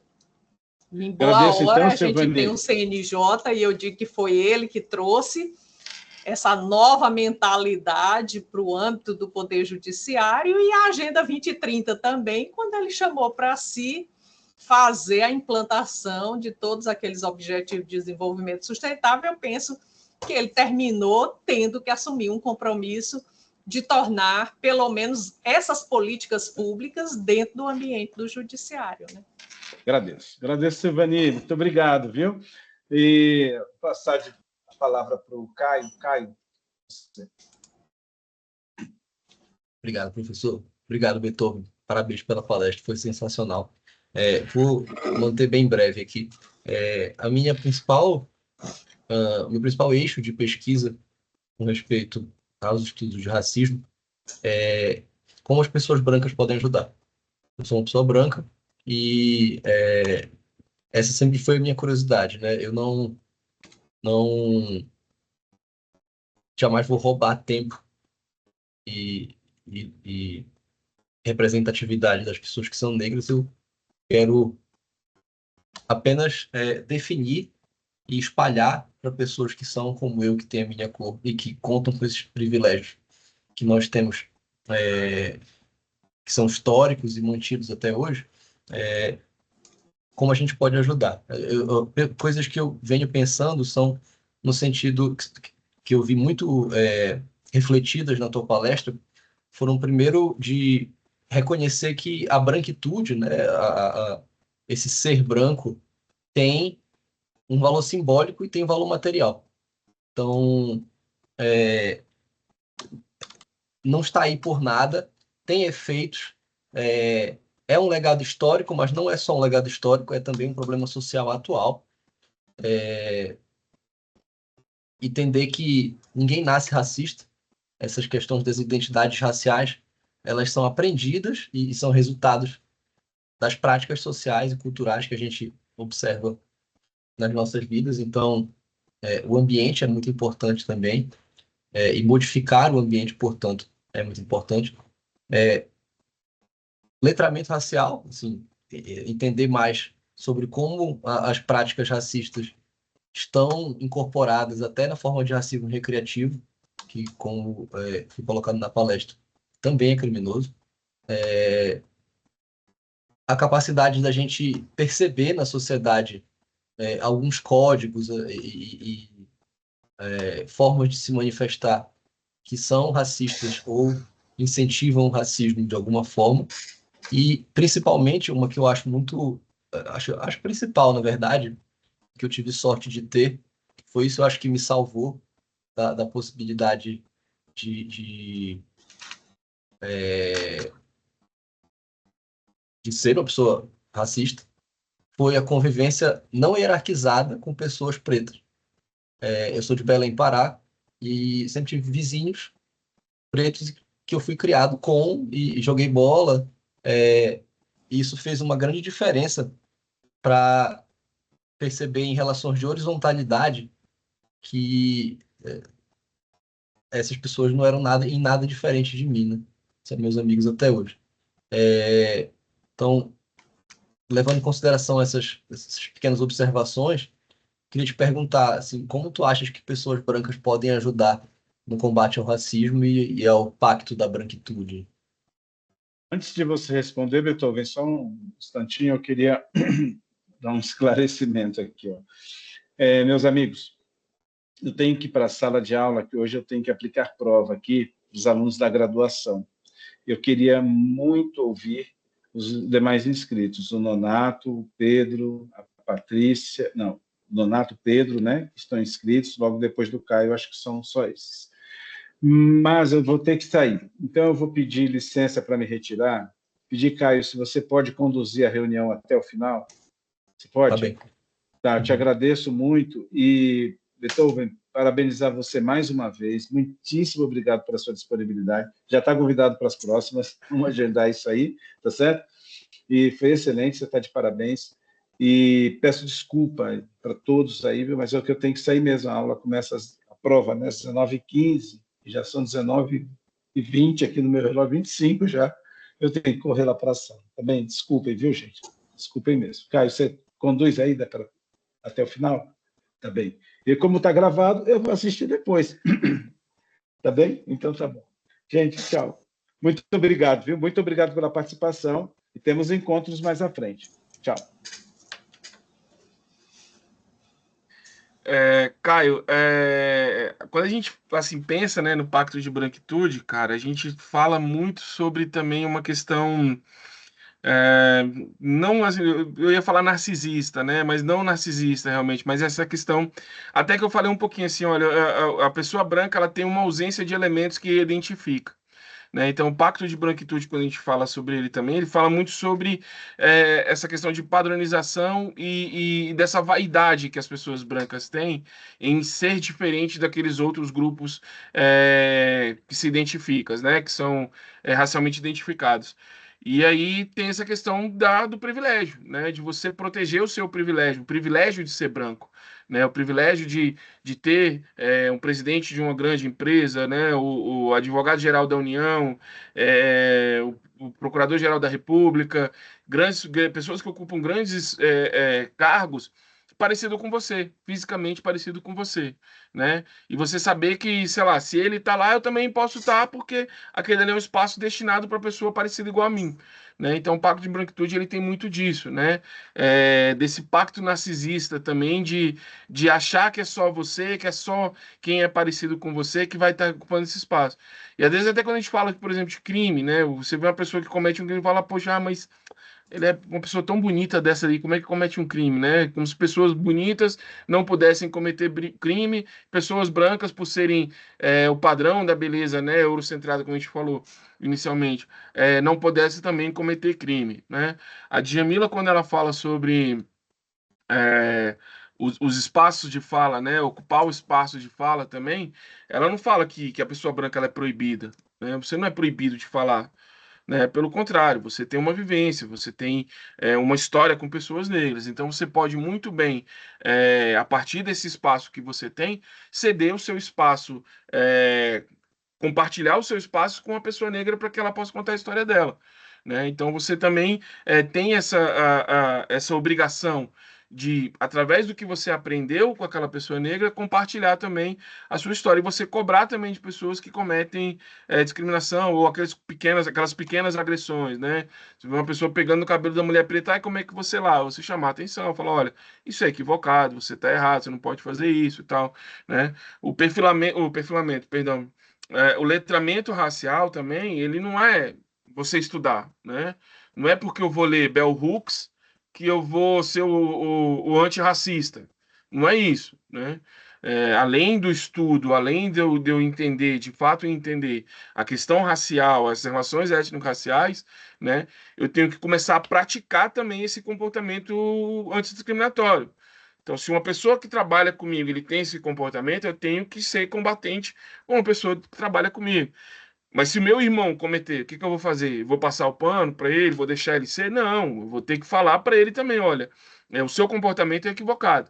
Você está cometendo um crime, você está sendo desrespeitoso, você está sendo racista em até certo ponto, né? Então isso também tem que ser falado. Então a pessoa branca, quando ela quer compartilhar e ela precisa de fato contribuir, ela tem que compreender de fato a relação étnico-racial e através do letramento ela entender quais que são os comportamentos que ela deve ou não adotar para que esse comportamento que ele tem, que é um comportamento histórico, como você falou muito bem, vai passando de pai para filho, né? Ninguém nasce racista. É um comportamento que ele vai passando de pai para filho, geralmente vem de dentro de casa.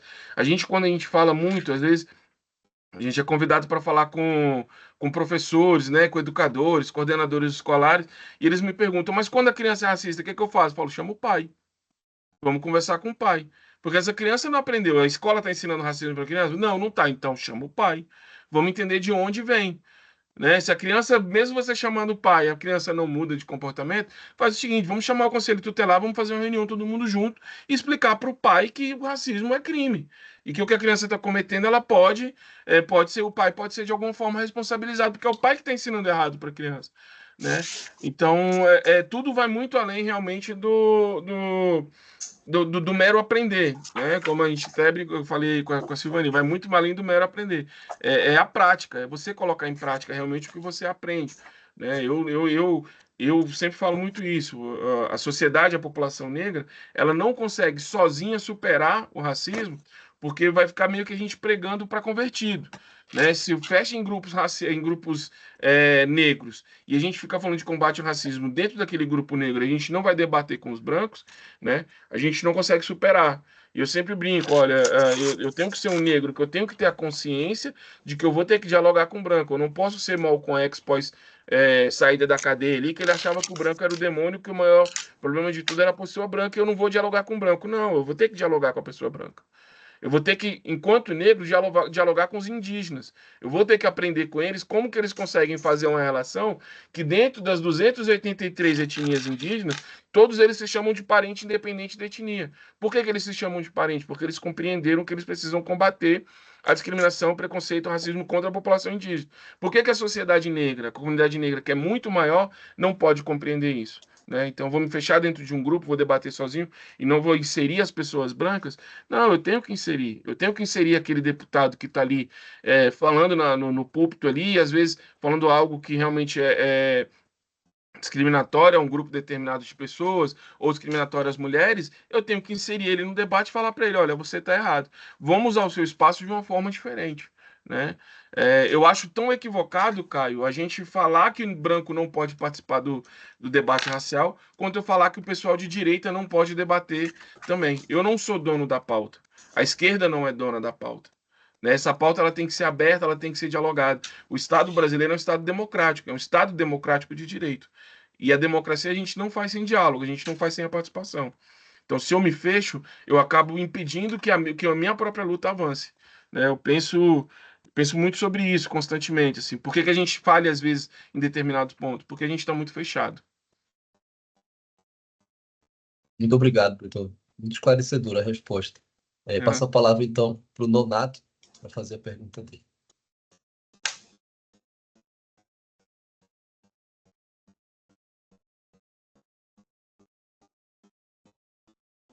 Então, ao Beethoven e aos demais, através do convite do professor Cleus, participando. Desde já, muito obrigado pela palestra, pela oportunidade de discussão.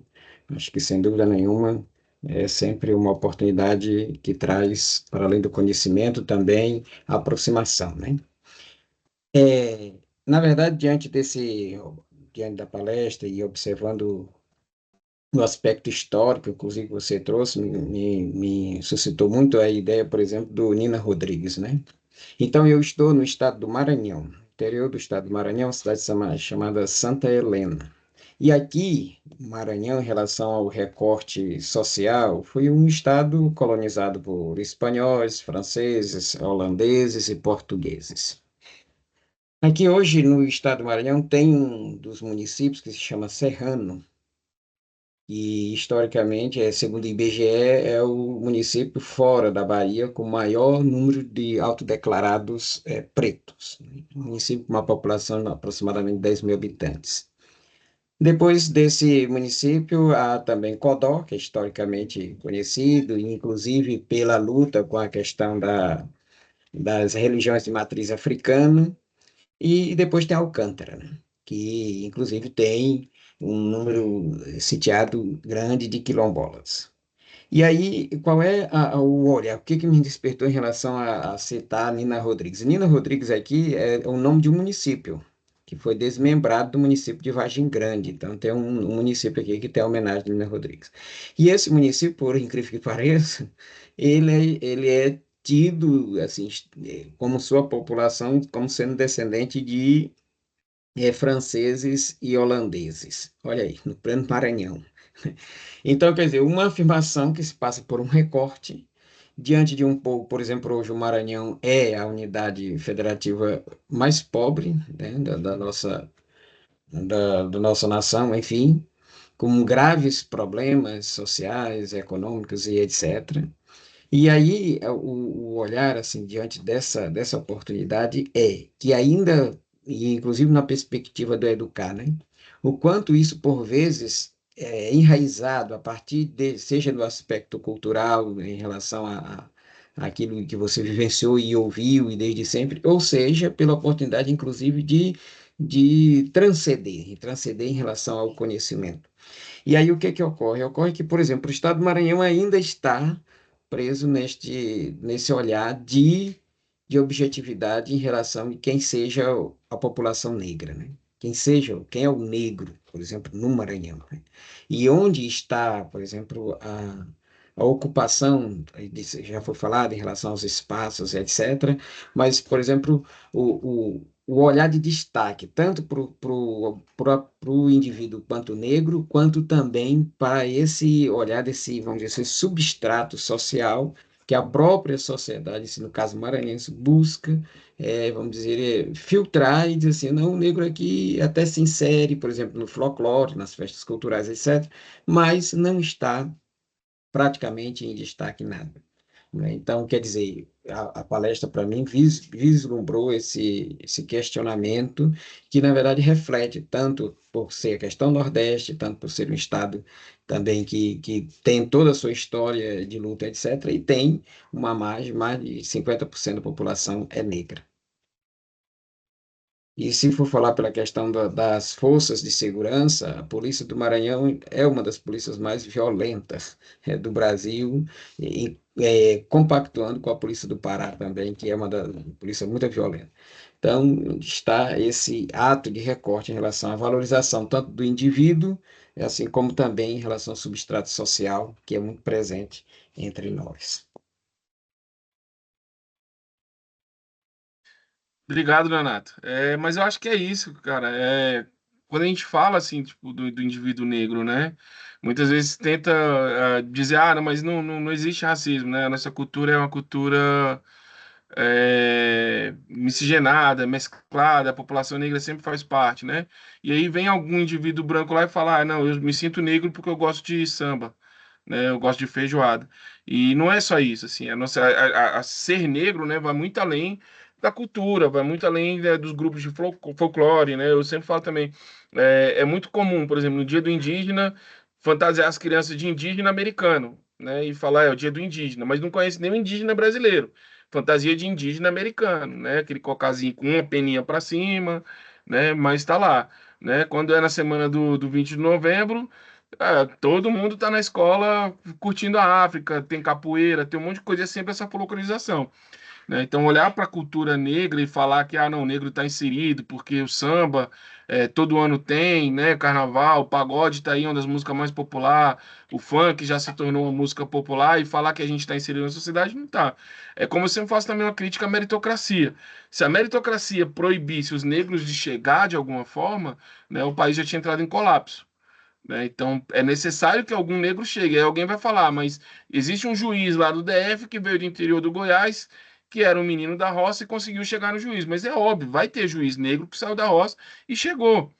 Assim como vai ter promotor também que saiu também e chegou. A gente teve um ministro no STF negro, isso vai acontecer. Mas é um em poucos casos. Porque também, se não chegasse, o sistema já tinha entrado em colapso há muito tempo, né?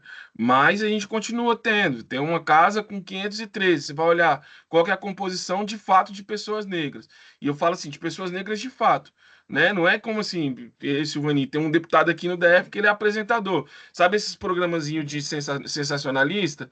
Que fica lá falando, mas o vagabundo fez isso, o vagabundo fez aquilo. O cara nunca se declarou negro. Concorreu com mais de 1,5 milhão de verba como negro, e depois que ganhou, continua falando dos caras negros quando passa no jornal dele. Quando é um cara branco, sei lá, que bateu na mulher, fala, mas isso aí realmente é muito sério, tem que prender, tem que julgar, tem que fazer isso, tem que fazer aquilo, né? Recentemente um amigo meu foi assassinado, falaram que o cara tinha causado uma briga no bar, e ele passou mais de 2 horas falando mal desse menino. E aí qual que é o histórico do cara? Era mestre, concursado da UNB, tinha 2 carros, moto, apartamento, tinha tudo. O cara não tinha nada de ser vagabundo. Ele passou 2 horas chamando o menino de vagabundo, né? E o cara foi assassinado com a facada no peito. E isso é um deputado que concorreu com cota e não sabe qual que é a relação racial dele no mundo. Ele não sabe qual que é a posição dele enquanto negro no mundo, né? Então, vai chegar pessoas, vão chegar diversas pessoas se autodeclarando negro, principalmente por causa das políticas afirmativas, mas que não vai ter esse conhecimento e esse reconhecimento que faz parte de uma comunidade negra, né? E aí vão continuar batendo nisso. Olha, a cultura ainda é uma cultura que está lá, né? Mas não importa, se a gente não estiver ocupando os espaços de poder, isso não vai importar. O que importa é o que está mais visível, né? E aí talvez a gente entre até naquela questão do Pequeno Príncipe, não do Maquiavel, mas do Pequeno Príncipe, porque o essencial é visível aos olhos, né? Então, é invisível aos olhos, né? Então, o que a gente realmente precisa ver, né, não é o que realmente está sendo posto para a gente. Muita coisa é camuflada através, principalmente, do TikTok, do Instagram, da cultura de novela. Muita coisa é camuflada, por isso a gente não vê os conflitos raciais de fato, né? E a gente não observa quem é que está ocupando espaço, quem é que está decidindo dentro de um partido se candidatura A ou B vai ter mais dinheiro ou não, né? Então, fica tudo muito camuflado e aos nossos olhos a gente de fato não vê, né?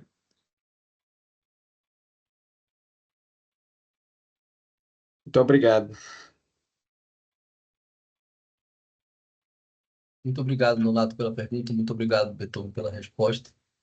Temos aqui, passo a palavra para o Pedro, para fazer a última intervenção da nossa noite. Obrigado, professor Caio. Obrigado, Beethoven, aí pela exposição. Eu vou iniciar confessando que essa é uma linha de pesquisa que eu acabo não tendo muita profundidade, então acho que não conseguiria acrescentar em termos técnicos muito mais ao que vocês apresentaram e expuseram. E, inclusive, esse meia-culpa meu inicial, ele vai de encontro com a apresentação, quando o Beethoven critica, né, que falta mesmo na formação acadêmica e jurídica uma perspectiva, né, mais aprofundada quanto a essas questões raciais. Aí, assim, de questionamento, mas não algo tão relevante, mas só para fazer valer minha participação, Beethoven, você pensaria que isso na escola de direito, mas não só a escola de direito, né, mas para ficar mais adstrito aqui ao nosso segmento, poderia vir em que sentido? Assim, matérias optativas, mas optativas nem todos fariam, e se fosse matéria obrigatória, seriam aquelas matérias de seminário de cultura jurídica, ou mesmo professores de história do direito, talvez fazerem uma outra forma de abordagem, talvez no aspecto de sociologia jurídica, né, direito de sociedade, antropologia jurídica, também acrescentar ali no plano de ensino, né, pelo menos alguns encontros para fazer uma abordagem disso. Como que você pensa que poderia ter essa evolução, né, a gente passar a ter mais contato com essas dificuldades mesmo estruturais, porque, de fato, assim, na perspectiva geral, o que é possível para mim, né, que não preciso tanto tempo a oferir, é que a falta de oportunidades mesmo, de igualdade de oportunidades, faz com que a gente talvez tenha pessoas fazendo essa divisão, que eu até nem gosto de fazer, porque para mim somos absolutamente todos iguais, mas de cores de afrodescendência, poderem também chegar lá, né, como se diz, ou seja, ocuparem cargos ali mais altos, né, não só de representatividade, mas também cargos técnicos, né, a gente vê aí secretários, no geral, em prefeituras, os ministérios, quando mira a União, e sempre tem uma supremacia branca mesmo, e me parece que talvez temos, sim, pessoas qualificadas já hoje, mas talvez na proporção, né, às oportunidades criadas entre brancos e negros, as qualificações ainda acabam ficando mais acessíveis, por assim dizer, aos brancos, e precisa realmente de um reequilíbrio, né?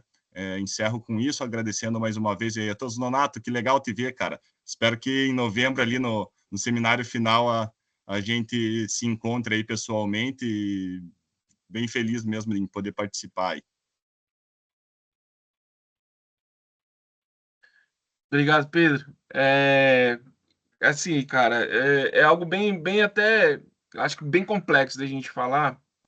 Primeiro ponto, vou começar pelo final, né, do que você falou. Tenho hoje um pouco acima do 40, né, um pouquinho mais de 40 anos. Eu me formei com 34, né, precisava começar a trabalhar muito cedo, comecei a trabalhar com 16 anos, né, então, enquanto uma pessoa negra, né, sem riqueza, sem nada, né, minha mãe veio de uma região que hoje é fazenda, nem existe mais o local onde minha mãe cresceu. Meu pai é de Unai, aqui próximo de Brasília, né?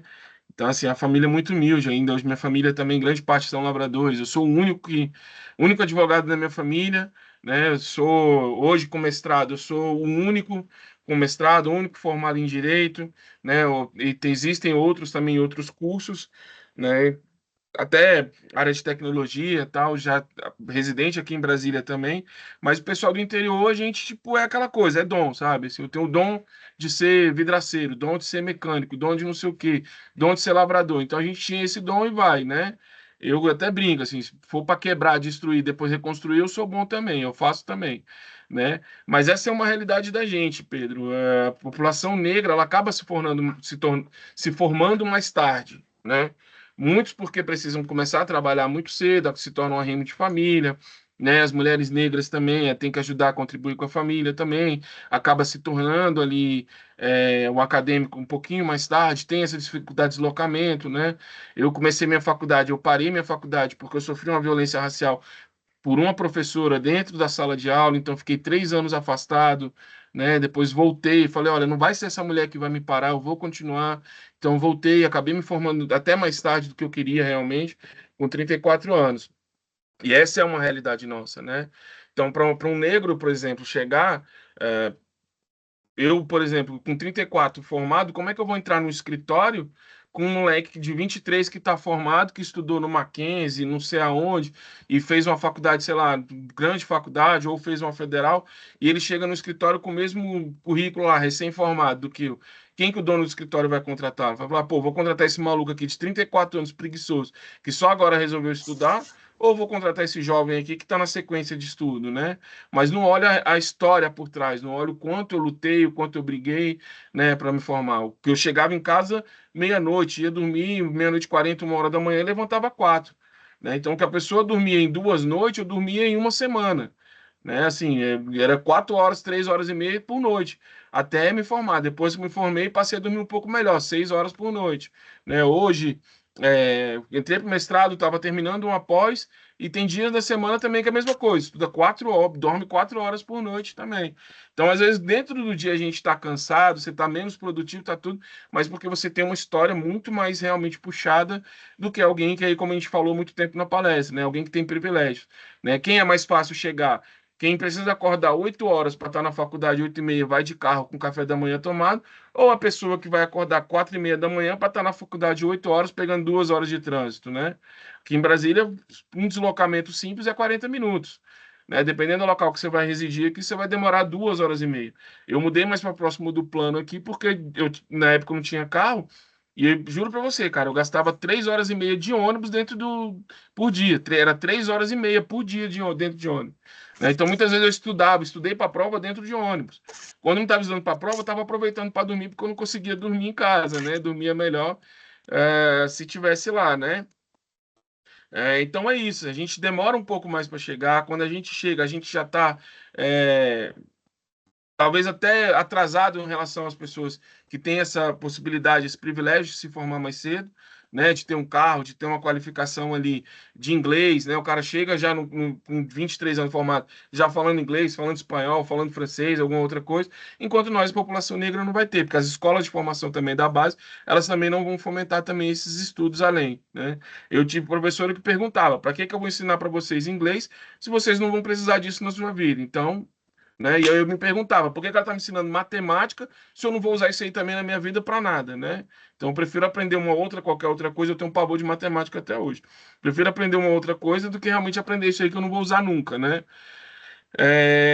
Quanto, Pedro, a questão da academia, cara, do que de matéria que a gente pode utilizar, eu acho que assim, talvez, né, uma optativa seria algo interessante, porque você constrói um currículo da matéria e consegue fazer todo um conceito histórico, né?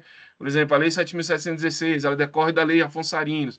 A Lei Afonso Arinos foi de uma época em que o Brasil achava que era uma democracia racial, veio uma mulher ativista estrangeira aqui no Brasil e ela foi impedida de se hospedar no hotel, né? De entrar no restaurante do hotel lá e tal. E aí se criou a Lei Afonso Arinos. O deputado, na época, Afonso Arinos, falou, olha, a gente precisa resolver isso, né? Se cria. Então, de 59 até 88, até 89, pós-Constituição, a discriminação, o preconceito no Brasil, não era só preconceito, não discriminação, era tratado como uma contravenção penal, né? Então, só após 88 e 89 que muda, se começa a tratar realmente como um crime, né? Mas até então você não tinha. Então, você pode pegar um aparato histórico aí e trazer, por exemplo, para o estudo, né? O estudo étnico-racial, fazendo esse estudo todinho sobre as diversas legislações, né? Como eu falei, lei sexagenária, lei do ventre livre, eram legislações que eram tratadas muito mais como uma política pública de fato. Isso poderia ser estudado até para você ter uma percepção, né, talvez histórica, tal, para você entender os conflitos raciais hoje.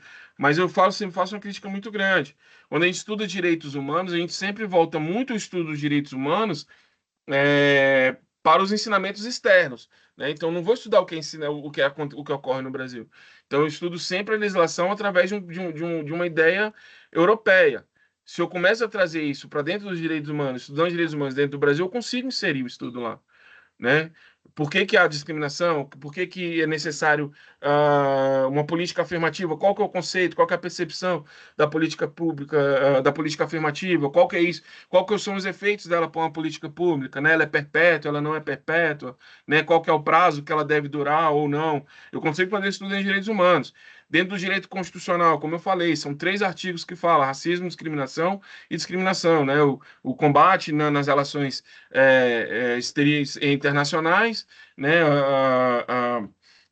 Os fundamentos, realmente, se coibir a discriminação, qualquer tipo de discriminação, e o artigo 5º lá que vem e fala, olha, a prática do racismo é crime inafiançável e imprescritível, o que nos leva também ao direito penal. Né, um estudo específico da Lei 7.716, que até certo ponto ele é um estudo de combate realmente à discriminação e preconceito, mas até outro ponto também ela é como uma forma também de fomento à política pública, porque o próprio Estatuto de Igualdade Racial também, ele se baseia um pouquinho naquela ideia ali também da Lei 7.716. Então, seria necessário, assim, entender o currículo de cada curso de direito, né, ou de outros cursos, história, sociologia, antropologia, para você desenhar. Mas eu acho que dentro do direito a gente conseguiria, sim, pegando esses 3 pontos, né, direitos humanos, direito constitucional e direito penal, né, e fazer um estudo bem grande aí também, muita coisa, principalmente jurisprudência.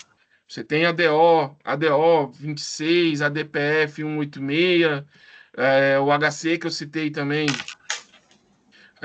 o HC que eu citei, que passava a considerar a injúria racial como crime de racismo, a ADPF, eu acho que eu falei errado, acho que é a ADPF 26, se eu não me engano, ou a ADO 26, agora me deu um bolo aqui, mas que fala que enquanto não houver, né, a ADPF, né, enquanto não tiver uma legislação específica, a homofobia ela entra nos crimes previsto na lei de discriminação, na 7.716, né? Então, ainda que não tenha uma lei específica, se você comete uma homofobia, você vai ser condenado pelo artigo 20 da lei 7.716, né? Ou seja, a gente trata ali como, de fato, um crime de racismo, um crime contra toda a coletividade, né? Tem essa diferença. Artigo 2A é injúria racial. Então, se eu consigo identificar a vítima, é injúria. Se eu não consigo determinar quem é a vítima, não consigo identificar a quantidade de pessoas atingidas pela violência, eu trato pelo artigo 20, tipicamente a gente fala que é o próprio racismo em si. Né? Então, tem muita coisa, assim, dá para a gente fazer. O que falta, de fato, são vontades. O que eu vejo é isso, falta vontade realmente, e às vezes, talvez, interesse também, porque a gente não tem isso tudo na base. Né? Se lá no primeiro ano, segundo ano, né, eu não estudo as relações étnico-raciais, eu não tenho uma abordagem sobre o papel político da Constituição e o que ele determina, eu não vou me interessar nisso quando eu chegar também na faculdade. Né? Então, eu acho que a gente deve começar a voltar para a base, começar a ensinar as relações étnico-raciais, e não só as relações étnico-raciais, até um pouco mais de Constituição, direitos humanos na base, para que a gente tenha uma sociedade mais justa, mais igualitária, mais solidária também. Acho que te respondi, né? Com certeza, nossa senhora, mais uma aula aí. Parabéns pela profundidade no tema. Dá para ver que você vai lá desde a origem e sabe todas as etapas, como evoluiu, o quanto evoluiu, e traz essas proposições de para onde tem que evoluir ainda, né? Parabéns mesmo aí, agradeço por poder participar. Um abração aí, a gente vai se vendo, acho que em epistemologia e teoria geral do direito ainda. Semana que vem. Direitos humanos também, não? Direitos humanos, acho que eu não tô, acho que é só da linha então. 2. Mas... tem isso, né? Tá na 1. Mas brigadão aí, gente. Eu que agradeço, Pedro. Maravilha. Obrigado pela participação, Pedro. Beethoven, mais uma vez, como o Pedro falou, foram, além da palestra, mais 4 aulas, uma em cada pergunta. Então, pessoal, nós vamos nos aproximando do final aqui do nosso evento. Agradeço em nome do professor Cleucio, agradeço em nome do nosso grupo de pesquisa, o IDDT, Igualdade, Diversidade, Democracia e Tributação. Convido a todas e todos que estão presentes, que ainda não fazem parte do nosso grupo, que queiram se juntar, que entrem em contato comigo, com o professor Cleucio. A gente tem o nosso grupo de WhatsApp, temos várias atividades que acontecem todos os meses. Todos os meses nós temos uma palestra com alguém que trate de algum tema dentre os temas do IDDT, que não são só os temas de raça, mas também os temas de preconceito de gênero e preconceito de origem. Convido vocês desde já para o dia 21 de outubro, às 17h30, quando nós vamos ter um encontro interno, que nós estamos tentando reviver, né, algo que a gente fazia no nosso primeiro ano de grupo, lá em 2021. Vamos ter um encontro para discussão de um texto, que ainda vai ser selecionado, vamos passá-lo no grupo de WhatsApp, porque a gente entende que o DDT não é somente um lugar de conformação passiva de conhecimento, né, da gente absorver conhecimento de palestrantes excelentes, como foi o caso do Beethoven, mas também um lugar de conformação ativa, para a gente desenvolver os nossos próprios conhecimentos como pesquisadores e evoluir academicamente para poder trazer contribuições e um dia, quem sabe, nos tornar palestrantes que falem tão bem quanto o Beethoven falou hoje. Então, no dia 21/10 temos essa reunião, e já no dia 28/10, na semana seguinte, nós vamos ter também às 17h30, como sempre, nas últimas segundas-feiras de cada mês, a participação de um palestrante externo para trazer mais conhecimento para nós. Então, agradeço a todas e todos pela presença. Beethoven, especialmente a você, muito obrigado pela participação, e deixo aqui aberto rapidamente para você dar algumas palavras finais aí para se despedir de todos. Obrigado, Pedro. Eu só queria, Pedro, não, desculpa, Caio, eu só queria agradecer, né, a oportunidade de falar assim, eu fico muito feliz quando eu posso debater esse assunto, né, com os demais colegas, porque, como eu falei no início, né, é interessante a gente propagar esse conhecimento, propagar esse diálogo para que a gente seja uma sementinha na vida de cada um e que isso aí acabe se perpetuando, né, nos demais espaços, né? Chegar em casa, né, Caio, aquele espaço a gente senta num bar e vai falar sobre alguma coisa, e aí a gente fala, olha, eu tenho esse conhecimento, eu consigo falar sobre isso, né? Então você não vai falar essas besteiras aqui na minha frente, porque agora eu posso te corrigir, né? Eu sei o que é o crime, o que não é o crime, e você pode achar que você está brincando, mas você não está brincando, né? Então eu fico feliz, fico à disposição.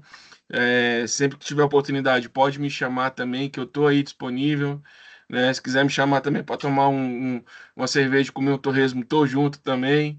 Gosto demais também. Tá? Obrigado a cada um. Obrigado, Silvani, Patrício, Nonato, Pedro, a Glenda e a Edna, que estão aqui ainda por serem os guerreiros persistentes. Obrigado e boa noite.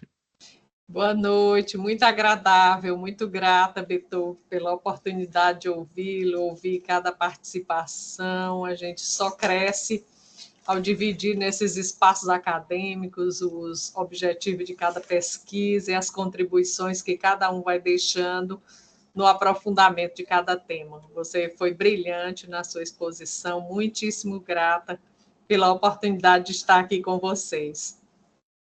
Obrigado. Maravilha, também. pessoal. Até fica a sugestão, Beethoven, aproveita essa exposição de hoje, tenta transformar isso num artigo científico, vamos publicar isso aí, cara. Pois é, cara, eu tenho a minha linha ali tá na questão da contratação, de terceirização, né? Porque a administração pública ela tem alguns normativos ali que determinam o concurso público, né?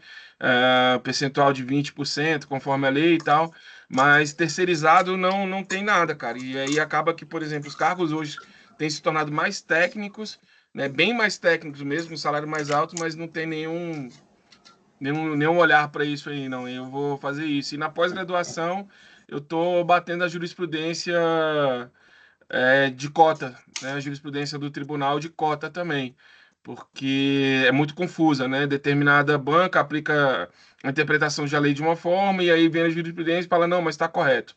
Né? E aí, às vezes, acaba tirando uma vaga de uma pessoa, né? Prejudicando outra ali, né? Numa interpretação equivocada. Né? Então, eu estou estudando isso também. Mas eu tenho interesse, sim, cara. Eu já tinha começado a escrever já, principalmente porque assim essa aula, essa exposição que eu fiz aqui hoje, ela é um trecho de uma aula muito maior, né? Essa aula muito maior eu preparei para o STF. Então tem lá no Saber Direito, tem uma aula muito maior, né? Tá gravado lá 5 aulas E aí eu faço mais abordagens sobre o tema. E aí eu queria, de fato, né, escrever um artigo ou até um mini livro ali também abordando isso aí eu tenho interesse, assim. Logo, logo. Boa, a hora Beethoven, que só acontecer, um avise. instante. Só para esclarecer, eu não entendi quando você falou na área do setor privado, a contratação ou a política de cotas na terceirização de serviço. Foi isso que você falou? Isso, na verdade, é porque não existe, né? Não existe, por exemplo, se a gente pega um termo aditivo ali, um termo referencial, né, de contrato, Uhum. e aí ele bota diversas obrigações para as empresas. Aí tem lá, contratação de pessoa com deficiência, é um percentual, porque isso já decorre da lei, você tem aquele incentivo, né? Mas para a contratação de pessoas negras, ainda que tenha um processo seletivo, não tem nenhuma obrigatoriedade, né? Então vai bem a bel prazer ali da administração, da empresa contratada, né? De como que ela vai fazer isso. E aí a gente tem visto aí alguns contratos administrativos, né, com uma exigência técnica muito grande, né, e sem qualquer exigência realmente que tenha pessoas negras naquele quadro ali. E aí acaba que você tem pessoas hoje com salários aí acima de 5 a 10, a depender da área de TI, por exemplo, salários até 18 mil e sem qualquer exigência de contratação, né? Assim, a visão que a gente tenta trazer nesse estudo, Silvani, é que por que que a administração, para concurso público, ela tem essa exigência, ela exige que tenha um percentual de contratação, e nas contratações de terceirização que ela faz, né, que é para trabalhar dentro dos quadros internos da administração, ali atividade meio, ela não tem essa exigência, né? Então é algo assim bem incipiente ainda, mas com bastante fundamento. Estou na administração pública trabalhando já há 10 anos, né? E nunca vi nenhum incentivo e, na grande parte das vezes, eu sou o único negro, né? Eu sou, dentre 4 de nível superior, assim, que exige uma qualificação, eu sou o único negro, né? Na equipe de 12, somos 2. Beethoven, eu tive uma experiência aqui no meu trabalho, aqui no tribunal, que a gente não tinha normatização, e então eu levei à administração um projeto trabalhando com a igualdade de gênero e a igualdade de oportunidade para as mulheres vítimas de violência doméstica. E antes mesmo de estar normatizado, nós instituímos um projeto e ficou reservado um percentual de 20% das vagas nos contratos terceirizados para as mulheres vítimas de violência doméstica e em condição de vulnerabilidade econômica. Foi em 2020, ali naquele pós-pandemia, esse olhar assim, para além do meramente fazer o contrato, mas olhar para um aspecto mais social e humano na implementação dessas oportunidades, e aí foi aprovado e acolhido. Em 2022, o CNJ aprova aquele projeto de transformação com a 497, a resolução, e cria. E nele ele deixou cotas para negros, né? No 497, na resolução. Então, aí quando você estava falando, eu estava pensando, por que não aplica, por analogia, o que já está lá na resolução do CNJ para o judiciário, para trazer para outros segmentos e outros poderes e até outras iniciativas nessa seleção de contratação. Os selos hoje de igualdade, os selos de oportunidade que vão se criando, tem muito a ver com a implementação dessas políticas de direitos humanos, né, voltados, inclusive para a questão do cumprimento dos objetivos de desenvolvimento sustentável, né? Eu até falo, você falou, eu lembrei do CNJ, eu já li, né? Eu li também, quando eu comecei também esse estudo, eu li a resolução do CNJ, né? Mas a administração pública federal, principalmente, ela fez esse ensaio, né? Através do Ministério de Igualdade, ela fez esse ensaio, ficou pendente um diálogo com o MGI, mas acabaram não impulsionando essa política, né? Essa contratação, até mesmo não para os quadros de nomeação, né? Os cargos de livre provimento lá também não observaram isso, né? Então, é o que eu falo, assim, falta interesse político. Muitas vezes falta, de fato, interesse Exatamente, é uma político. vontade mesmo de implementar. Eu fico muito feliz, assim, de ter encontrado um gestor, uma alta administração que foi sensível à exposição desse tema e acolheu e imediatamente implementou. Dentro da administração pública federal, eu não sei como é que é aí no tribunal, mas dentro da administração pública federal você tem um problema, e aí é por isso que os termos eles vêm mudando muito, os termos de referência, que são pessoas que estão no quadro ali há 15, 20 anos. Né? E aí muitas pessoas ainda sem qualificação, a pessoa passou 20 anos sem qualificação, e aí precisa vir um termo de referência, muda o gestor, e aí para tirar aquele meio que patrimonialismo ali da pessoa, né? Aquele paternalismo, aí começa a mudar o comportamento, vamos mudar o termo de referência, aí muda. Aí quando vê tem uma exigência que a pessoa não cumpre, né? E aí algumas pessoas acabam saindo porque não cumprem essa exigência. Então, mudar esse cenário também, vai muito da vontade política, a gente sempre fala, vai muito da vontade política, né? Mudar esse cenário e também dessa proteção política, né? De tirar algumas pessoas que já não são mais nem condizentes com a própria administração pública e muitas vezes acaba até atrapalhando, porque assim, hoje tem contratos que o salário é maior do que o salário do servidor público. Né? Então você já tem um conflito muito grande, né? Imagina você trabalhar num órgão e um terceirizado. Hoje tem órgão que está exigindo, para você ser contratado, você tem que ter 8 anos de experiência, além dos 8 anos de experiência, uma pós-graduação mínimo, um mestrado, um doutorado, um MBA, eles vai te pedir alguma coisa para você trabalhar como terceirizado no quadro técnico da administração pública, né? E aí você está ganhando salário mais alto que o salário do servidor, né? Para meio que fazer o meio de campo ali, entregar praticamente tudo para o servidor revisar, assinar o documento, né? Ou o projeto, enfim. Vai adiantar. No caso da administração pública, o SEGES é que faz essa regulamentação, a normativa do antigo Ministério da Economia e o SEGES, que era a Secretaria de Gestão. Não, mas aí para esse caso não entra, ele entra mais para os próprios servidores. Ah, tá. Ela não vai abarcar não, porque aí no caso, cada diretoria ali, né, geralmente a diretoria geral, né, ou diretoria de gestão geral, alguma forma ali, ela quem vai identificar. Ela faz um estudo interno para tentar entender qual que é o quadro que se busca, faz a busca mercadológica também, porque se não tiver um salário condizente com o mercado também, as pessoas acabam não sendo contratadas, e aí você fica com esse quadro mais antigo ali, sem qualificação. Né? Então é muito mais interno do que realmente externo. E aí tem a participação do controle, né? CGU, TCU, eles identificam se realmente são contratos condizentes. Mas até então os próprios órgãos de controle eles estão entendendo realmente que o perfil do funcionário terceirizado ele tem que mudar. Né? Muitas vezes falta servidor público, né? E aí quem supre isso são os terceirizados. Na grande maioria, eles seguram, né? A administração pública são eles. Exatamente. Né?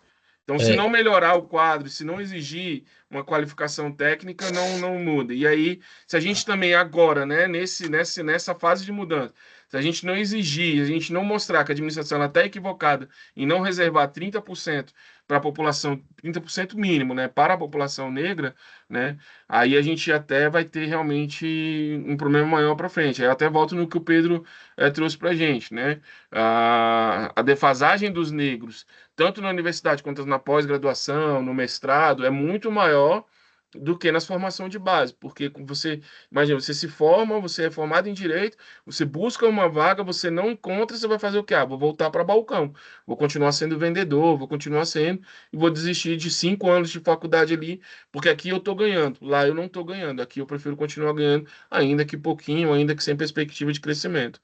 Né? Então, a gente tem que começar a exigir isso também para que mais chances para as pessoas negras ocupem esses espaços. Perfeito. Muito obrigado, pessoal.